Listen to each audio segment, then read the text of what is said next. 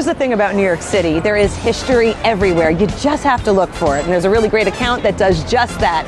So today I am teaming up with the creator behind Here in NYC to uncover some New York City secrets. John, you are one of my favorite accounts to follow. I love New York City, I love history, and you do a beautiful job of combining them both. So what are you going to teach us today here about the Empire State Building? Yes, so more than 4 million people come to this building every year. They go to the 86th and the 102nd floor, but today we are going downstairs to find 2 interesting spots that I think really showcase this building. So when the building first opened up in 1931, one of their first tenants was a bank on the 2nd floor, and the bank used this vault. And inside there was normally safe deposit boxes, but those were taken out in the 1990s, and this is just used for storage today. It is impossible to take out, so it is part of the building. I love it, and I know there is something else here. Yeah, did you ever hear that there's a river under the Empire State Building? Come again? Why is there water down here?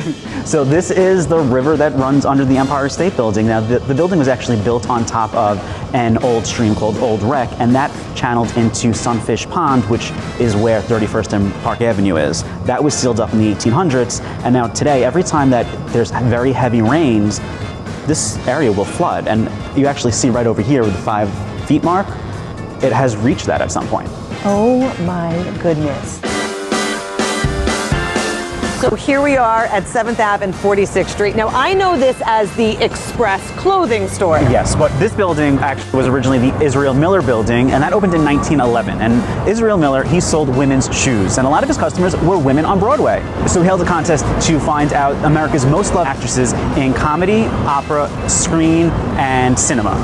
And so when you come here, what will you see? So you will see 4 statues, and if you look up, there's one of Ethel Barrymore, Mary Pickford, Rosa Poncell, and Marilyn Miller. I always say look up, and besides the bright lights of Broadway, these were the leading women of Broadway at the time. All right, we have got more history to uncover. Yes, let's go. Let's do it. We are on our way to our next location, but we had to stop here for a second. Yes. People might know this as Magnolia Bakery, but there's a great backstory. Yeah, the guy that owned this, it was an Irish pub, and at the time, John D. Rockefeller was building Rockefeller Center, and he wanted to buy the property. And he said, no way, he was a holdout, and so Rockefeller built Rockefeller Center around him. There's something about them that I'm like, okay, I love that they're the holdout.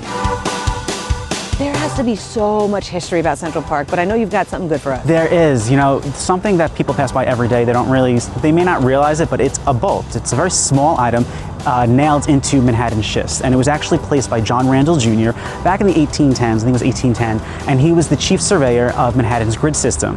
He planted around 1,000 of these bolts throughout the city to mark where intersections would have been for the grid system. Now this was before Central Park even existed, and this is actually where, if Central Park didn't exist, it would have been where 65th and 6th Avenue, the intersection.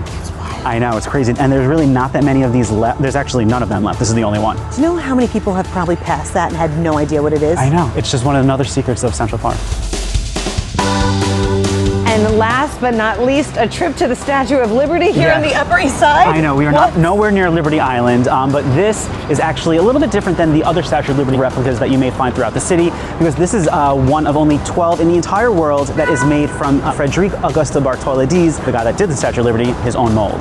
You know what I'm really into right now? You could see the detail in a way that you can't see if you go to the actual Statue of Liberty nowadays. And this was actually done by the same foundry that the 151-foot statue was made from in France. And this one is basically just a smaller replica of it.